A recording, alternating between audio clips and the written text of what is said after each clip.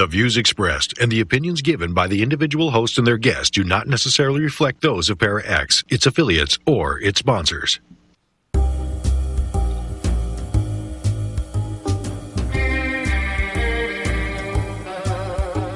Step outside of your comfort zone.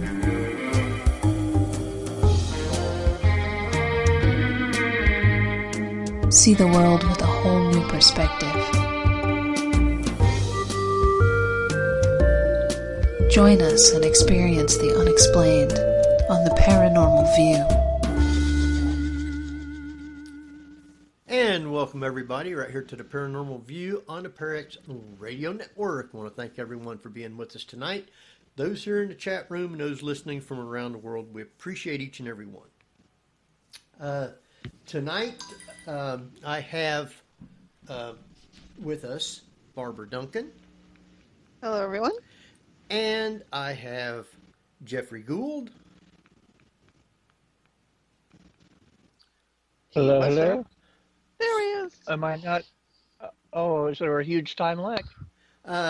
Just like. Yeah, no, what happened is I was trying to call our guest in, and she has a thing on her phone number that won't accept calls without a ID from the person that's calling, and I don't have that here on Skype, so I'm going to try and work around it, and until then, I'm going to let you two kind of just talk about whatever's going on right now, and while I work on this. Well, I can interview Jeff. Yeah, I can interview Jeffrey about his screenplay. Yeah, and I heard you have some good news. Well, earlier I had one of my. I was on Zoom, and again, I had apparently this kind of a time lag where, by the time somebody was done talking, a large gap had formed. So when I would go to say something during the interview, and I wasn't the only person on this call, I'd immediately get stepped on because no one was hearing what I was saying until they were well past what they were saying. So it was kind of annoying. It was I was there, but barely got to say very much. You may have to clear your cache. Well, that's or does I don't it do know it on which cache it is because your browser? But I'm on Skype and Zoom is on browser, I guess. But how do I where on Skype? I'm not sure. That on there.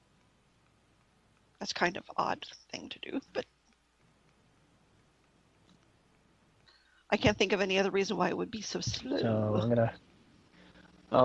I mean, I'm used to my computer deciding to just kick me out of a call for no good reason because the internet connection is sloggy or something. But yeah. So. Skype does but that. I 100 bars. Yeah. Well, at least on a positive note, I've actually had 3 gigs in the past 3 or 4 weeks, so work is slowly creeping back. It is. Let's see how that. Good. I worked on 3 little projects. A TV show called The Shrink That Lives Next Door that's going to star Will Ferrell and Paul Rudd, and a feature. What the heck? One I can't say because they want to NDA it, and it. So it was kind of weird. I thought that was. But I'm trying to remember what no, that wasn't it. Oh, now the dogs are all barking, of course. So I don't know what the other one was. Yeah.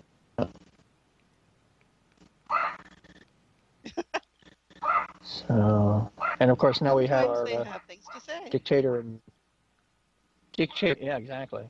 But our is that? What's the other one? Where's the other one? That would have been way. Use the word shoot.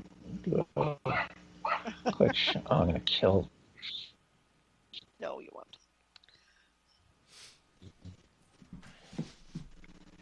They are excited. That's what doggies do. Well, yeah. Probably trying to torment one of the cats because no one's out there stopping him. Normally I go out there and he's like, "Oh, I'm sorry. Did you hear that? I'm sorry." And then he shuts up. I thought we were going to have another earthquake last night. My cat was going nuts. She was looking at things, running around, and then looking at something else, and then running around and thinking, Maybe it was just a ghost. Yeah. Not here, but never know. So I'm glad you're getting work. I'm glad Hollywood is kind of loosening up just a tad bit. Although it may be going straight back in the gutter, but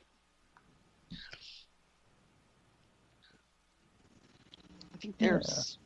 Well, that's right. Yeah, is co-directed by Channing Tatum. Oh.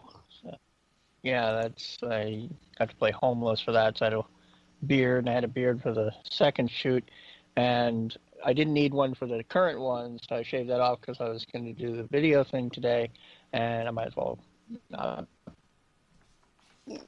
bother. So. Jeff with the beard. Now that will be interesting to see. Did you get headshots? Well, I've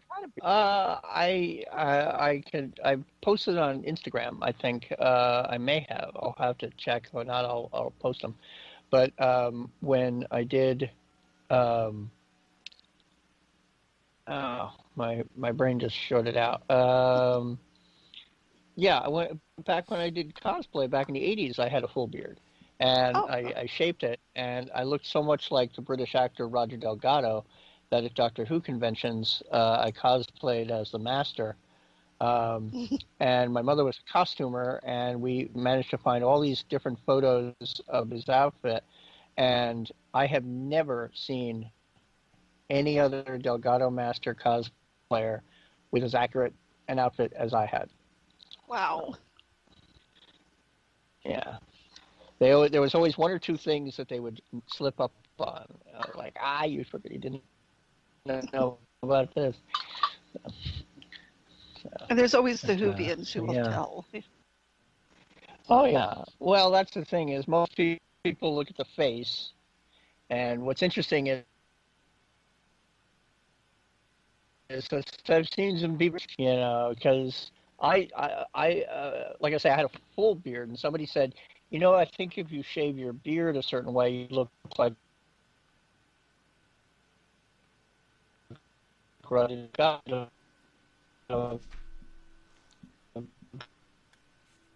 and we didn't hear any of that, so. I took. I didn't either. I'm kind of like waiting on an answer here from made to go Elaine. And I'm like, oh wow, I've got the forehead and the nose and everything. Yeah. So when I wore the outfit, I haven't had a chance to listen to that sound file yet that you put the Skype thing. I still have to pull that down, Henry. I guess the EVP that turned up during the show or something. Well, one of them was definitely you laughing. The other one I thought was Henry saying but apparently it wasn't. No, it wasn't me. It was three of them right in a row, whatever was said. And we went back and listened. Tabby Cat, she sent me a bunch that she caught, and I went back and listened to some of the area that she had picked out. And I mean, it was like they was carrying on a whole conversation. You couldn't make out exactly what was said. I don't know who that would have been. Yeah. So that was kind of interesting.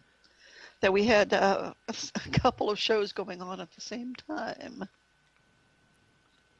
Apparently. Jeff, I don't know if you've seen the new show or if you get Amazon Prime. The show called Truth Seekers with Nick Frost and Simon Pegg.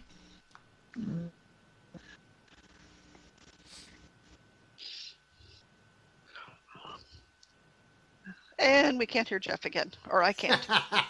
I don't hear him either. So apparently he's having some problems. I can hear you. Okay. And it looks like you're trying to talk, but nothing's coming through the mic.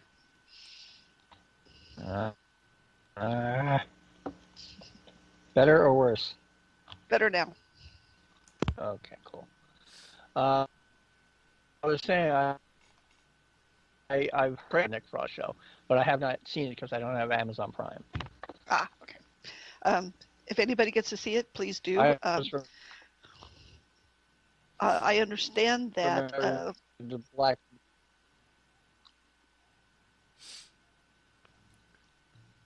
No, he's Understand that. What? Okay.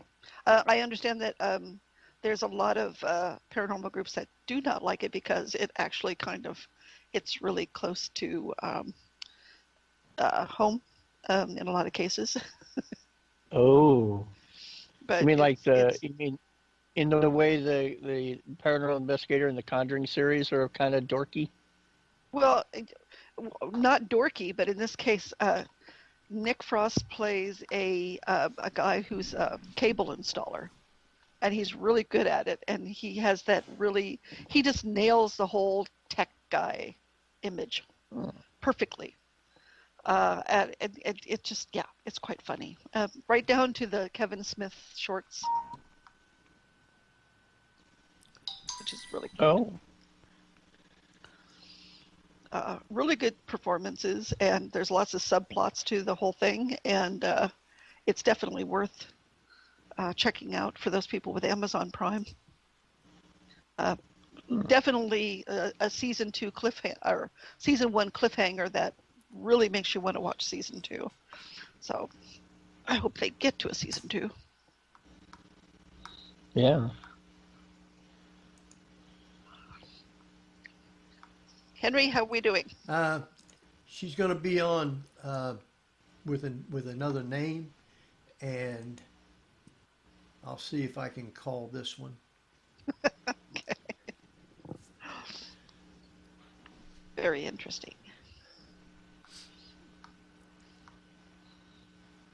So, yeah.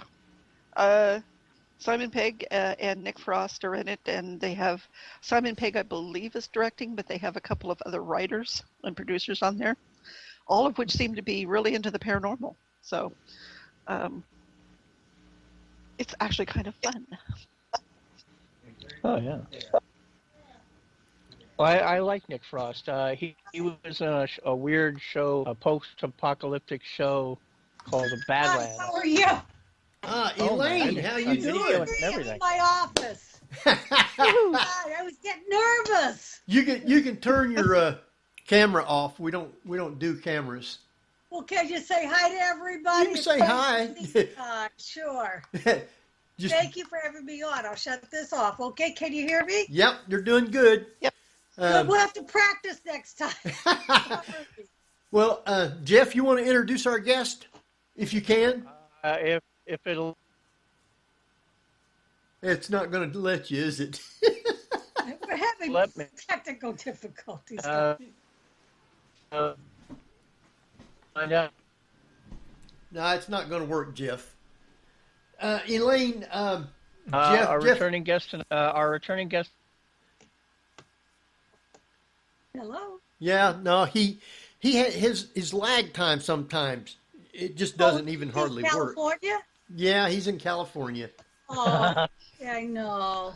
Well, I don't think it's so much California as it is his computer. Oh, yes. We're all learning new things. I do Zoom, I do Skype, I do classes on Zoom. It's all a new world for us.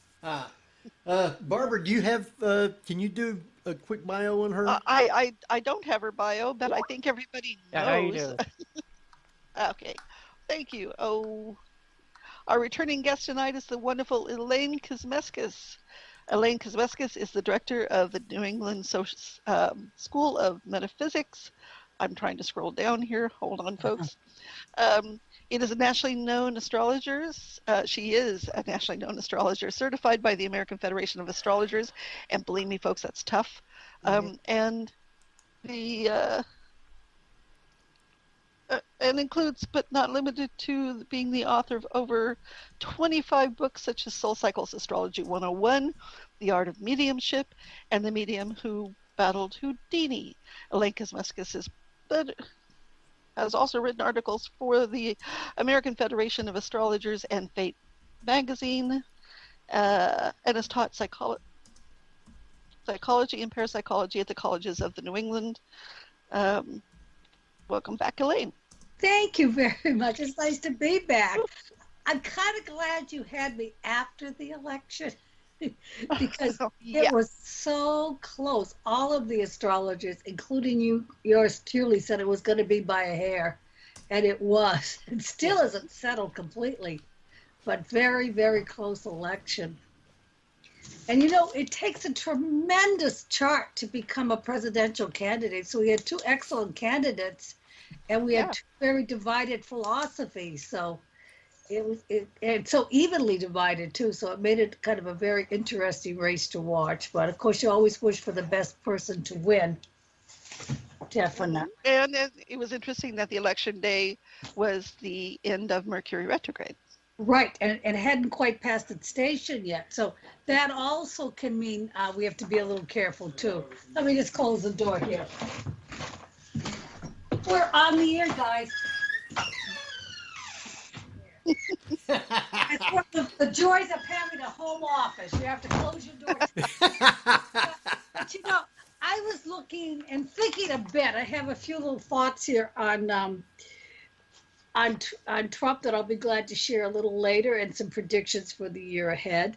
But I think as far as astrology goes, it is a wonderful science because it is a science. It's based on the planetary positions of the planets. And it also is a very good way to look at our own lives and get to understand ourselves better. People ask me, why do you study astrology? And I say, because, it gives you such a deep understanding of both human nature and what astrologers call mundane astrology or world events. And it's been used for centuries. So I enjoy that a lot. Good. I just wanted to say, I noticed as I looked at over a little bit, just a little bit here of some of the things that were going on, that would you like me to do a little recap of why I think Donald Trump should have won? Why he should have? And why he didn't. How's that? Oh. Because I looked at it very carefully. I know probably He hasn't got one yet. Well, we're going to say why we have President-elect Biden. We haven't really, the election hasn't been settled. But before I did this program, I did a talk on why I thought the good points for President Donald Trump. And I thought one of the strongest one was that he lowered the unemployment rate. You may not remember, but we were almost 10% in January of 2015 of unemployment. Very high unemployment when he went into office. And by the end of 2019, it was a 50-year low of 3.5. It hadn't been that low since 1969. The stock market went up 28%, and the stocks closed out the highest at the end of 2019 since 2013. So that was very positive. And my favorite is he kept us out of World War III. We didn't go to war while he was in office. So I thought that he would probably get in by a hair. I didn't say he would get in completely. But I do think the thing that has made it so hard for him and why it's very likely we're going to have President-elect Joe Biden as our next president was the coronavirus. I think that wiped out almost all of his gains with the stock market, and it increased unemployment, and it created a lack of confidence in the country. So that was kind of the way I looked at it. On the other hand, I looked at the aspects to the United States, and it's interesting. We are currently at aspects very similar to 1935 and 1936 with Uranus-Saturn squares. So I think we are all dealing with a deep recession, a need to change, complete, recession and stimulus packages on the horizon. So those are things that affected the electorate. And as you say, it hasn't been totally decided yet, has it, Henry? No, but you can pretty much say it has. I know. Well, Yeah. I was looking at that. I was thinking, but then I looked at Biden's chart, and I think that he he is coming in as people saying, we just want change. We just want some change to go on. And I think that Really. he will give change, whether it's change that we like or not, but I think he is going to make a lot of changes. And I think he's going to do them very quickly. I think January, February, as we have a recession because of another shutdown due to the virus, I think he's going to get things going. Yeah. Go ahead, Teddy. I'm sorry. Jeff was trying to say something. Go ahead, Jeff. And he's lagging too much. Well, you know what? I'm an independent. I try to look at both candidates, and as an astrologer, I just look at what the astrology is. Yeah, and I would say that he's probably, when he gets in, is going to have a massive stimulus package, very similar to Franklin Delano Roosevelt's package to get the economy going again. And I also think that just like the last recession, it was 2008, it took us a while to get out of it, but we did get out, but it just took a while. So I think it's going to be, a couple of years of recession and having to find new ways of dealing with the economy, earning money, helping people, shall we say. So we'll see what that brings. And I also feel, as I look at I like to take a little bit on looking a bit on some of the new changes that are coming, because I think that's important. In astrology, we look at the planet Saturn as being kind of a very serious planet, a planet that gives us stability, and it's going into the sign of Aquarius. So I think it's going to give maybe a little more power to the people, more interest in investing in technology. And then Jupiter is our good luck planet. And it's very important, Barbara. I'm sure you know it's into Aquarius, so that's very good. And when it goes into Aquarius, it's in its own sign because it's in a very good position. And Jupiter is going to be creating new technology. And I'm also a psychic, and I do feel as a psychic that the new technology is going to be fabulous. We're going to have we already have, Ford is working on an all electric truck, and there's going to be more progression in terms of fuel efficiency, and just having the cars off the road for a while might be very good. So I think we're going to see tremendous advances in our technology and also in medicine. So I think that's the positive news that's on the horizon, which is important. And we find that Neptune, which is our cosmic planet, is in the sign of Pisces. And the last time Neptune was in Pisces, which is in the 1860s, we discovered ether, and we were able to have painless surgeries and to help people. And now I think we're going to have new technology. It'll be very good in like targeted therapy for cancer patients and ways to deal with diabetes that do not require insulin. And we'll make great advances so that we'll add at least 5 years to our longevity. So that's a very positive thing too. So we have a lot of things on the horizon astrologically, but that's just a little thumbnail of what I saw as I was looking at the election and things that might be affecting the election coming up. So as astrology goes, how did you become an astrologer? Well, that's a very interesting question. I've always been very psychic, and I read the work of when I was in college of the psychic Edgar Cayce, the Sleeping Prophet. Have any of you read any of his work? Barbara's probably read. Oh yeah. Yeah. I think he's amazing in his medical psychic work, because people would come to see Edgar Cayce who had no other hope. One woman was a young wife. She'd been married a year. She was a nurse. And her doctor said she had a year to live. She had a very difficult heart condition that could not be corrected by an operation. And she, in desperation, went for a psychic reading with the Sleeping Prophet. And in trance, he had a group of guides called the Source who came through and diagnosed the condition and gave her remedies. And she lived well into her 80s. Her name was Elsie Sechrist.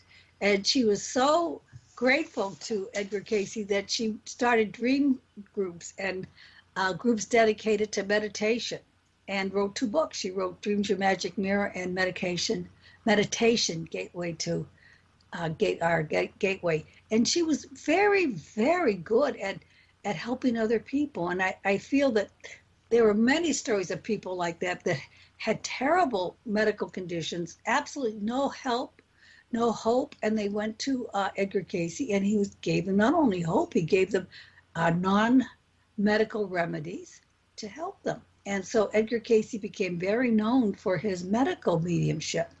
And later, there was a man by the name of Arthur Lammers who was pretty well. He was fairly well off. He was from Akron, Ohio. He was a printer. He didn't have any medical problems, but he was a very deep thinker. And he asked Cayce, is there anything to astrology? And when I read the readings and read Edgar Cayce's response to Arthur Lammers, I was very surprised. He said, yes, everyone should have their chart done, that astrology can be a very helpful tool. But he did warn us, well, free will is the most important factor. But he said the astrological influences do work. So I thought about it. And for the grand sum of $25, I sent my astrological data off to Time Patterns Research, which was on Long Island. And they sent me a computer printout. And it gave me my sign Aries and my moon in Taurus. And then it told me things that I couldn't figure out how a computer would know.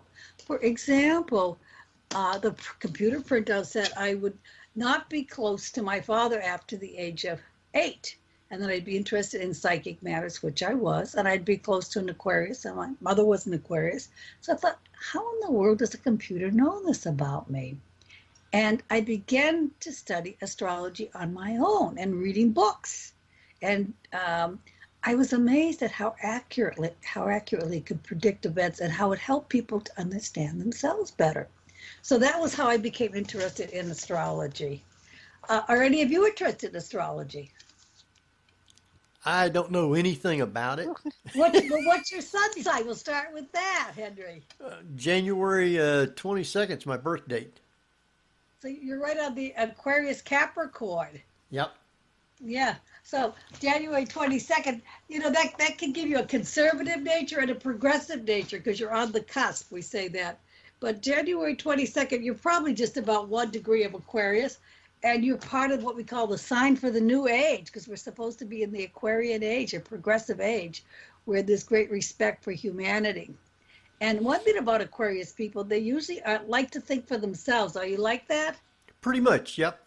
Yeah, and they're independent. And have you ever, do you like flying or traveling? I've flown in planes. I'm not a flyer. And I have traveled around the country, but that's about it. Yeah, but they like to travel. They're friendly, and it's a very good sign to do with radio programs because they're interested in people, which is a good quality to have. Yeah, so your sign fits your field. Well, good. Yeah. And Barbara, what sign are you? Oh, yeah, I'm a Cancer. I started back in the late 70s with a correspondence course. Now I can't remember what it's called with astrology, so I haven't been at it for a while. A lot of groups like the Rosicrucians had correspondence courses. I can't. It was a well-known astrologer, and for the life of me, cannot remember his name. But he had a 16 or 18 chapter course, and you went through all the basics for how to do a chart, etc. That's great. That's a great thing to do. Now, like the American Federation of Astrologers, they have courses online for people, which is good because it gives people a chance to learn astrology who can't travel. But people born under Cancer, the key word is I feel, and they have a deep sense of emotion, sensitivity to others. They often like history. They're close to family members, and they enjoy cooking, right? Do you like to cook and enjoy family? Bake? The what? Love to cook. Not the family, but Not the family. that's where the other planets come in. Because sometimes you get planets Gemini or whatever, and often people who have their sun in Cancer like to work from home. Often I see sun in Cancer or Taurus that they often like to work from a home environment. They're happy in that direction. Wish I could do that, but no. Yeah, that's nice. And Jeffrey, what side are you? If his is working. Let me see. He might have dropped off. Oh, Oh, he's here. Yeah, he I is put it now. in chat. Oh, okay. Okay. Can you read it to me, maybe, what it says in chat? Jeff is a Taurus. Oh, I know Taurus. that. Well, he's got that wonderful Taurus voice. Taurus often have very good voices and are excellent at speaking. One thing I like about Taurus is they stay with things. If you like something and you're a Taurus, whether it's your career or your wife or partner, you will stay with it often. And the other thing about Taurus, which is very important, they have a quality where they have good values. They like to keep their feet on the ground. And Taurus individuals usually have a wonderful sense of touch. And very often when you meet them, they like to shake hands. Of course, now we'd have to bump elbows, but they have that feeling of making people feel warm and comfortable. But you know, astrology is, your sun sign is only one of 10 elements in astrology, because people have their sun, they have their moon, and they have their Mercury. So I thought we might like to go over the the simple basic planets for some of the people that are making the news. So I thought we might talk a little bit about President-elect Joe Biden, just to give you an idea of the diverse aspect of astrology. He's born November 20th, 1942 in Scranton, Pennsylvania at 8:30 a.m. Eastern War Time. So that would be like daylight savings time. You have to be very careful when you do a chart. Always check the time, because make sure whether it's daylight or standard time, and also wartime. During World War II, we had daylight saving time in effect. But anyway, Joe Biden has his sun in the sign of Scorpio, and he has a birthday coming up next week. So he's the type of person, he's been in politics over 40 years. Scorpios don't give up. Their key word is I desire, and they stay with things usually. And he has a quality with his moon is in the sign of Taurus. We were just talking about Taurus. And his moon in Taurus is a person that likes to work from home. So I know they make fun of him working from his basement, but he really does like a home office.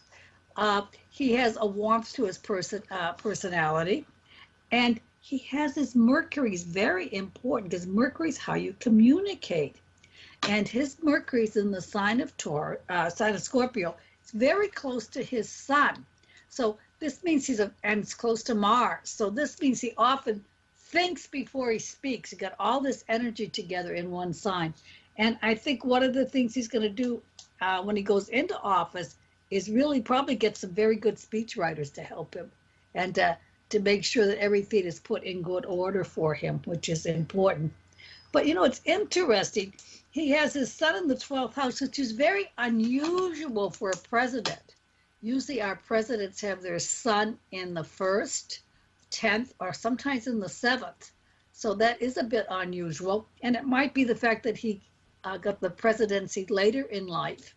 That may be why it's in the 12th. The last president we had that had their sun in the 12th house was Bill Clinton, which was interesting too. Just a different aside there. But anyway, we do find, as we looked at a lot of planets, Jupiter among them, were making very good aspects, and Saturn and Pluto to his sun, Mercury, and his Venus also in Scorpio. And I think that gave him a little bit of an edge. He also has something very interesting. He has his lucky north node at 29 Leo, and that we call that kind of the good luck spot of the chart. And it is in very close to the planet Regulus, which is the kingmaker. And our current president, Donald Trump, also has that 29 Leo prominent in his chart on his ascendant. So it shows a great deal of leadership in his part too. That's why we had such a close race. We had very strong people vying for one another. But you can see, as you look at different charts, that there are many different aspects to it. And you know that a lot of presidents have been involved using astrology. Are you aware of that? No. Well, I know Reagan did. Yes, he did. It wasn't Reagan. It was his wife, Nancy Reagan. And Joan Quigley was her astrologer. And I think Nancy really thought the world of Joan Quigley. She met Joan Quigley on the Merv Griffin show. And what happened was they started talking astrology, and they had a great deal in common. So she began to have her chart done. Joan Quigley was a San Francisco astrologer, and it's interesting. She was very aware of the Jupiter-Saturn conjunction that occurs every 20 years and affects the president of the United States. And every 20 years, there's been a president has died in office. And the last one, of course, was the one in 1960, John F. Kennedy. So Nancy was very nervous about her husband, Ronald Reagan, becoming president. And I could see why. So she had Joan Quigley do his horoscope. And one of the first things Joan Quigley did is she got the date book when he had to be out in public, perhaps signing documents where he might be most vulnerable for assassination. And she made sure they were as astrologically positive as could be. Even if she had to put strange dates like 302 or whatever, she made sure that's how they were done. And I think that she really was responsible to making sure that he wasn't assassinated. There was an assassination attempt, but and he was shot, and he was in much more serious condition than people were led to believe, but he was able to overcome it. So I think that's a positive story on how astrology can help us, because I do believe we should be using astrology in a pro-social way to improve our lives, not to be fatalistic. So that's one of my favorite stories, Joan Quigley. Of course, after she wrote her book on astrology, I think it was What Does Joan Say? I don't think Nancy Reagan and Joan Quigley were friends anymore. She helped her when she needed help. What can I say? But there are other people. For example, Franklin Delano Roosevelt invited Jeane Dixon to the White House. Now, Jeane Dixon was both a psychic and an astrologer. She wrote an astrology column at one time. And so Franklin Delano Roosevelt must have been interested in psychic and astrology, because he invited her to the White House, to his office, and had her do a reading for him. And Jeane Dixon used a crystal ball. So when she went to the White House, she had to smuggle the crystal ball under her fox stole to get into the office to read for him. And she did predict that he had very little time, less than 6 months to live.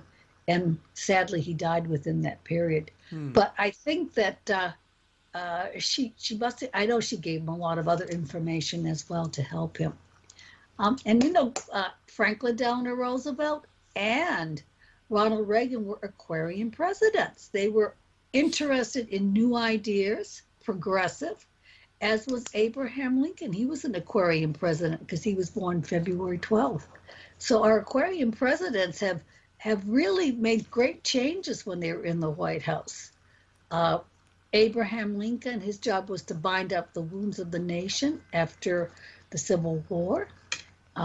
Franklin Delano Roosevelt had the job of keeping the nation together and positive during the Depression. Roosevelt said the only thing we have to fear is fear itself. And Ronald Reagan did a lot with states' rights to decentralize government. So they were all very interesting presidents and put their own Aquarian stamp on the presidency. It's a little bit of history for you. And so now we have Jupiter, Saturn going into Aquarius again. Right. And I think that we have to be I think that President-elect Biden will probably be president. And if so, he's got to watch his step. I think he has to be common sense with his health. And I think he will. I think he'll may allow others to do some of the legwork for him and keep himself in his office in the White House a bit more than most presidents. But we'll see what happens. Yeah. Now, I know this wasn't on your radar to talk about, but yeah.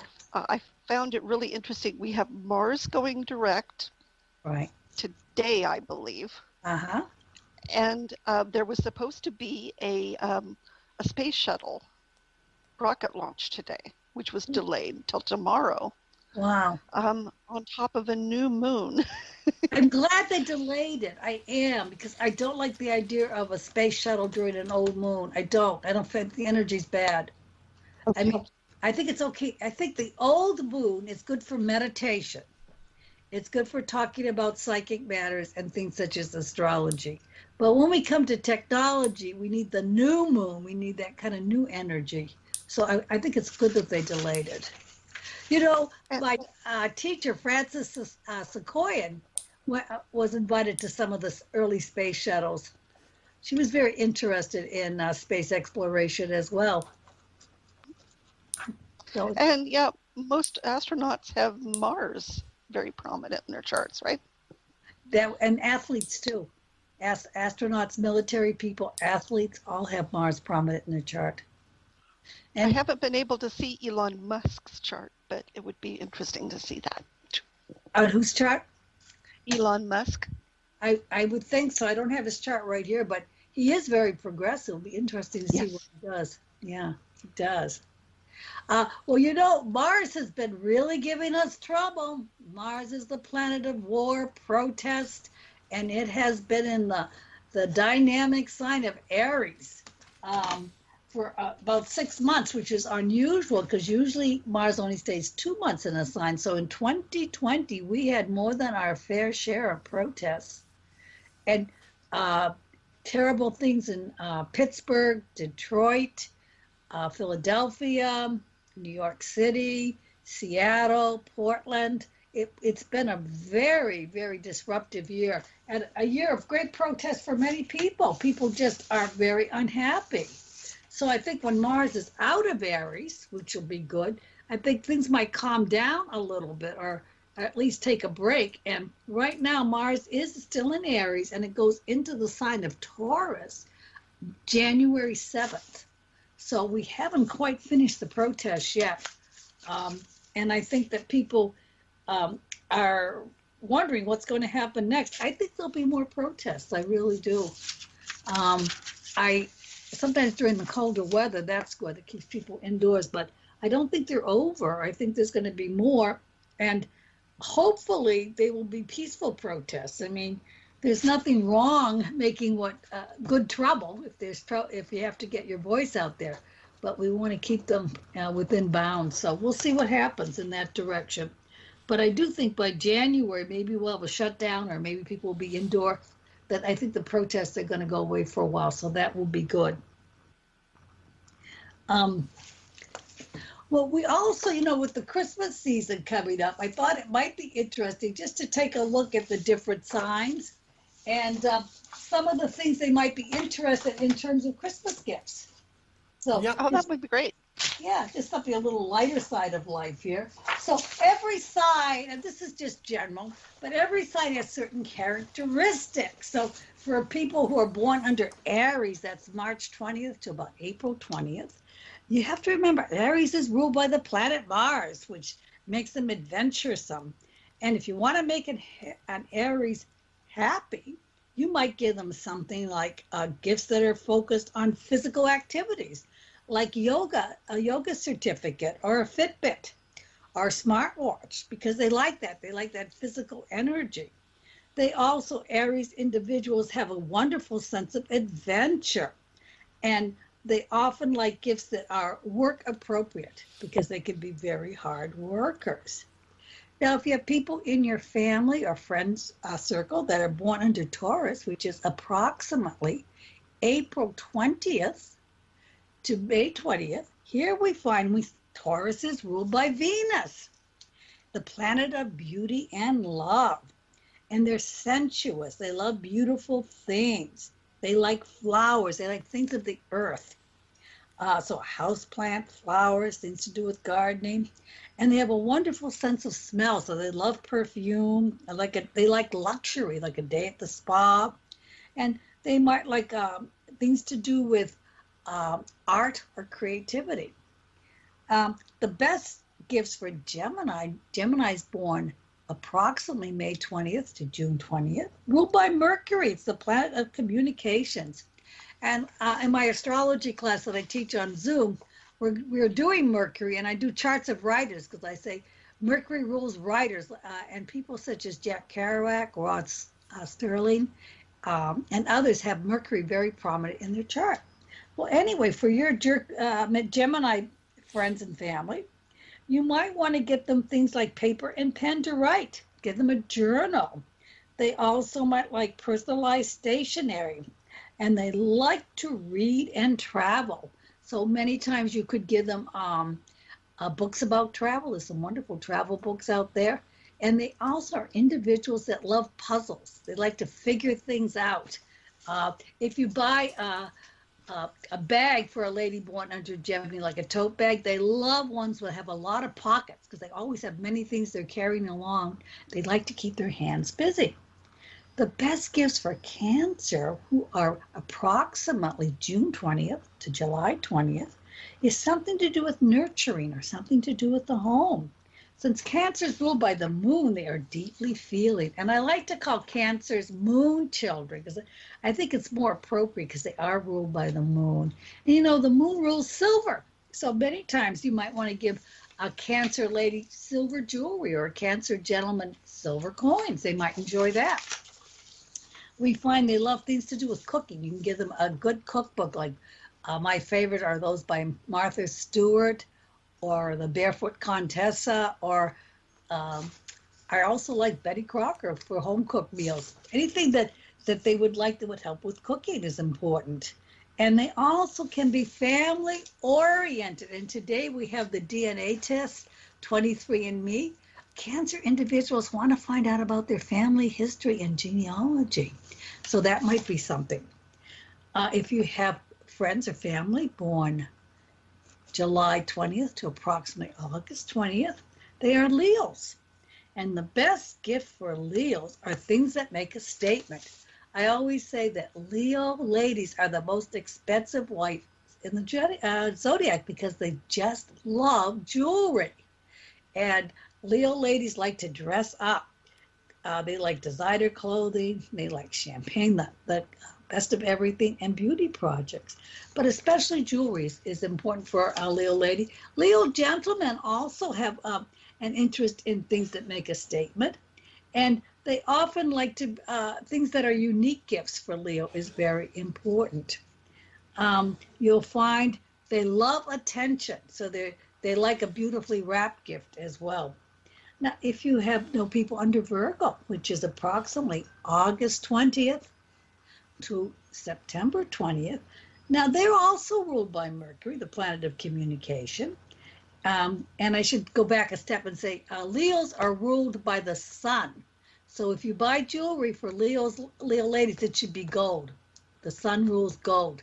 And Leo gentlemen might like cufflinks that are gold or things that are a golden tone.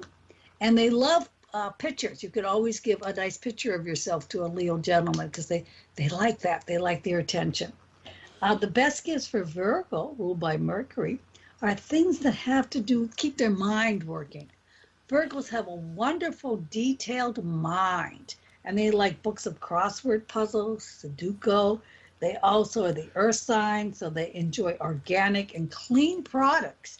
They like to keep things organized. They like to keep their hands busy. And if you have a Virgo gentleman, you might be interested in things to do with the stock market, figuring out what's coming up for the year ahead. Then we have the sign of Libra, which is approximately, as we go into the sign of Libra, is approximately September 20th to October 20th. Now, Libras, like Taurus, are ruled by the loving and sensual sign of Venus. So they like things that are soft to the touch, like silk fabrics, silk blouses, silk pillowcases. But they also, Libra ladies love jewelry. And they like things that have to do with art and music. And Libra gentlemen also like art and music. So maybe you might get them some Apple Music or things in that particular direction. And anything that adds to the beauty of their home and office is very important to both Libra women and Libra men. Now, after Libra, October 20th to November 20th, we have the sign of Scorpio. Scorpio is ruled by Pluto, and I truly believe Pluto is still a planet. I don't care what the astronomers say, but Scorpios can be deep and mysterious. They often are strong-willed, and Scorpio ladies can be very sensual and sexy. They may like nice lingerie. They may like high-quality leather bag. And Scorpio men can also like things such as a nice personalized gift, such as a necktie. The next sign is the sign of Sagittarius, which is November 20th to December 20th, approximately. Sagittarius is ruled by Jupiter. What's not to like about Jupiter?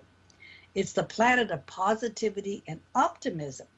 And Sagittarius like to travel, and they like to exercise and walk, so get them a good pair of sneakers or get them a ticket.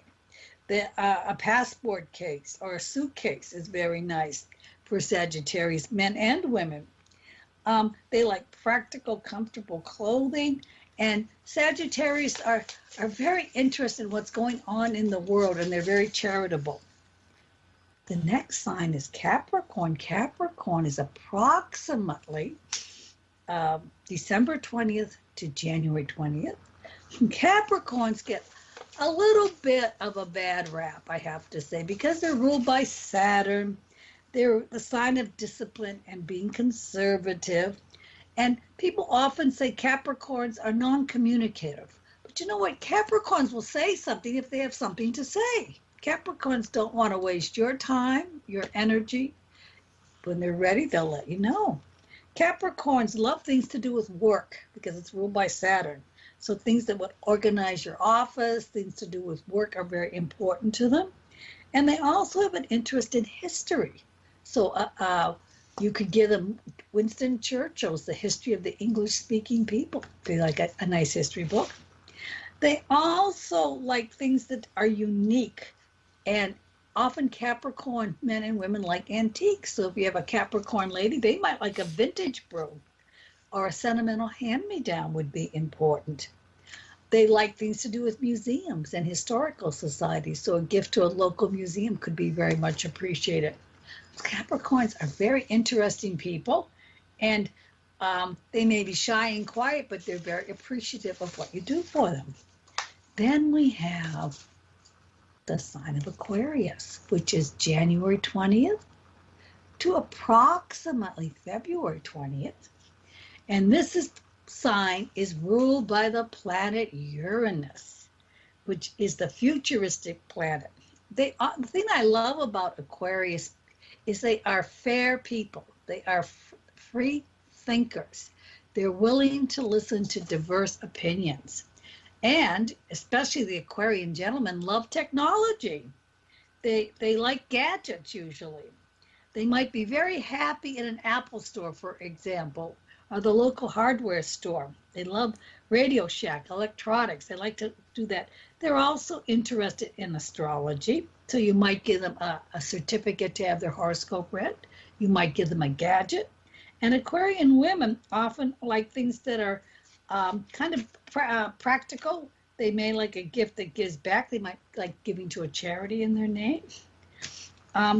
Pisces people are born February 20th to March 20th. Pisces is ruled by the mystical planet of Neptune, which represents imagination and intuition. And they like luxurious gifts. They like things to do with the bath. They also like comfortable slippers and beautiful sheets. They like to rest. They like a very quiet, peaceful environment. And since they are a romantic sign, Pisces people would love a book of poetry, or maybe a beautiful book of photographs, family photographs, or they enjoy the softer side of life. So all of our signs have different qualities, so that might give you a little bit of an idea of what to give people for Christmas based on their sign of the zodiac. Good. Did that sound like anything you people would like for gifts? You can get them from that, yeah. Get the ball, huh? Yeah. So, how, I guess, astrology, who's the one that actually founded astrology? Who's the one that started that ball rolling? I think that's a wonderful question. I just talked about that in my Zoom astrology class. As far as really the first, what we call codified books of astrology, were done by Ptolemy, the Tetrabilios, which was a Greek astrologer. And he was like the Greeks were incredible at writing things down, both laws and astrology and philosophy. And he was the first to take the knowledge of astrology and write it in a book, a textbook. And I've read the Tetrabilios, and it's a wonderful textbook of astrology, so that everybody could practice the same system. But I truly believe astrology was started by the Egyptians. If you, they at the Temple of Dentara in Egypt, if you look at the ceiling, there's a map of the zodiac. So they obviously revered astrology. The ancient Egyptians only had 10 signs, not 12. But there's also another interesting quality with the Egyptians that we are all trying to figure out. And that has to do with the Great Pyramid of Giza.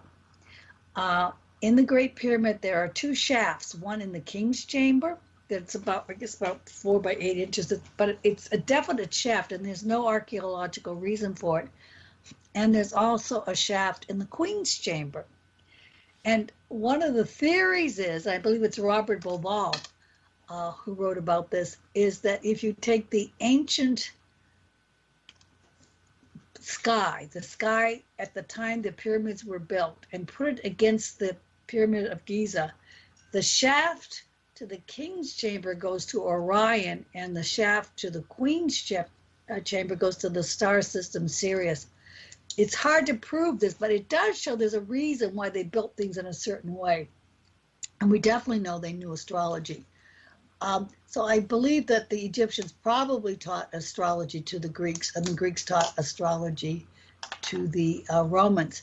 For a long time during the Dark Ages, Henry, astrology kind of was hush-hush. I mean, very hush-hush, because you could be burnt at the stake for being an astrologer or a psychic. So it went underground.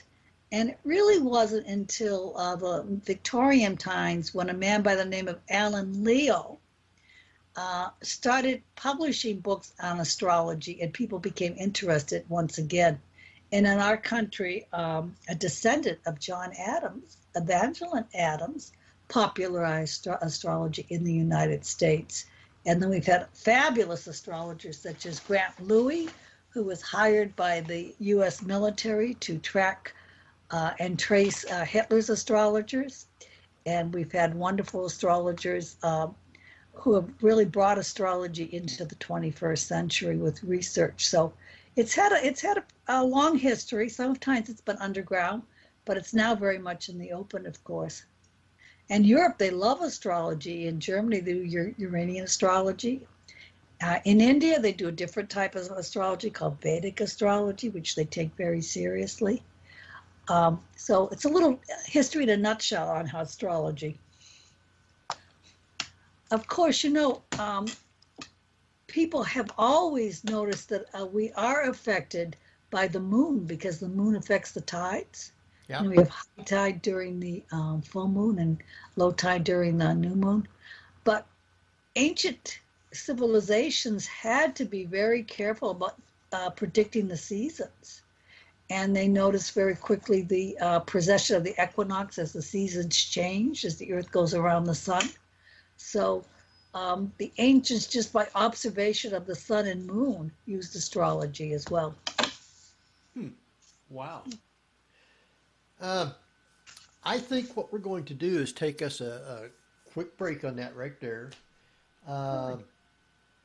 When we come back, we will get into some more stuff, because I got a page full of stuff, and I know Barbara probably does too, and I'm not going to take all the time up because I know she's got a lot. Oh, good. And I hope we have a few people call in. I'd like to do like mini horoscopes for them. If they give me their birth data, I will be glad to.